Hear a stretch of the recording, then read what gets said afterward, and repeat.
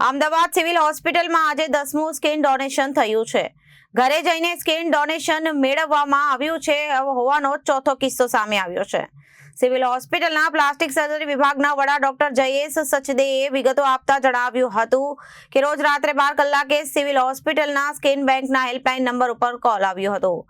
પારેવાડા group દ્વારા અમદાવાદ શહેરના નવ નરોડા વિસ્તારમાં 97 વર્ષના ચંપાબેન નારાયણભાઈ પટેલે અવસાન પામતા તેમના દીકરા કિરીટભાઈની સંમતિથી સ્કિન ડોનેશન માટે કોલ આવતા તરત જ સ્કિન બેંકના ડોક્ટરોની ટીમ દાતાના ઘરે પહોંચી અને વરાડાના ભાગેથી ચામડી મેળવી લીધી હતી.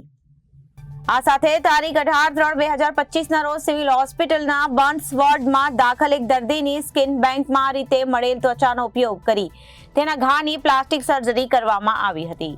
ડોક્ટર સચદેવે જણાવ્યું વધુમાં કે દાનમાં મળેલી ચામડી બાયોલોજિકલ સ્કિન ડ્રેસિંગ તરીકે કામ કરે છે અને આગળ જતા બીજાની લગાવેલ ચામડી નીકળી જાય છે અને કુદરતી રીતે ફરીથી નવી ચામડી બનવાનો સમય મળે છે.